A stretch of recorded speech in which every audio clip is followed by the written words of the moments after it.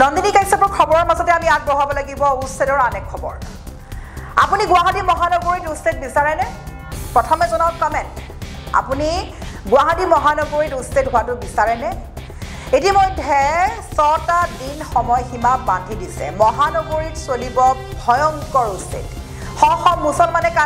কান্দি উঠিছে শ মুছলমানে মুখ্যমন্ত্ৰী হিমন্ত বিশ্ব শৰ্মালৈ জনাইছে কাটৰ আহ্বান যে উচ্ছেদ বন্ধ কৰিব লাগে গুৱাহাটী মহানগৰীৰ নেপালী বস্তি গাৰো বস্তিত এতিয়া চলিবলৈ গৈ আছে উচ্ছেদ অসমৰ প্ৰান্তে চলি আছে উচ্ছেদ আৰু এই মুহূৰ্তত আমি এই খবৰ আগবঢ়াইছো যে মহানগৰীত চলিবলৈ গৈ আছে ভয়ংকৰ উচ্ছেদ ইতিমধ্যে কান্দি উঠিছে শ মুছলমানে গুৱাহাটী মহানগৰীত হ'বলৈ গৈ আছে 6টা দিনৰ পিছতে এক ভয়ংকৰ উচ্ছেদ আৰু এই মুহূৰ্তত যদি সুবিধা হয় আমি গ্ৰাফিক্সৰ সহায়ত কিছুমান খবৰ দিব চেষ্টা কৰিম এই সন্দৰ্ভত সবিশেষভাৱে আমি পুনৰ কৈছো যদি সম্ভৱ হয় গ্ৰাফিক্স আগবঢ়াব লাগে আৰু এই মুহূৰ্তত আমি দৰ্শকসকলক দেখাব চেষ্টা কৰিছো গ্ৰাফিক্সৰ সহায়ত 6 দিনৰ ভিতৰত মহানগৰীত চলিব সৰ্ববৃহৎ উচ্ছেদ অভিযান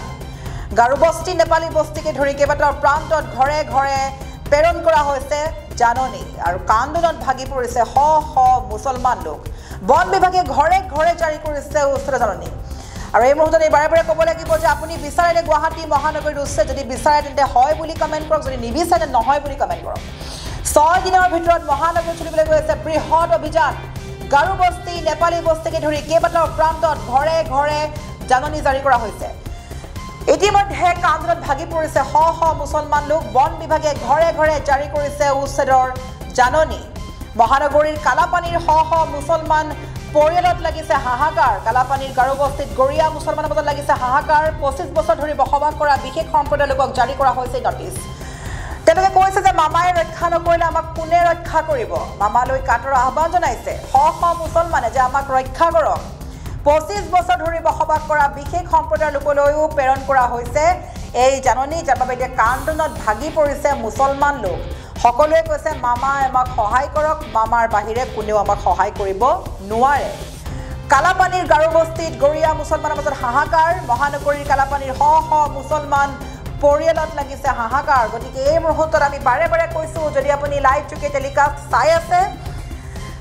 যদি আপুনি গুৱাহাটী মহানগৰীবাসী তেন্তে আপোনাক মই প্ৰশ্ন কৰিছো যে আপুনি গুৱাহাটী মহানগৰী বা গুৱাহাটীৰ বেদখলকাৰীসকলৰ বিৰুদ্ধে আপুনি বিচাৰে নেকি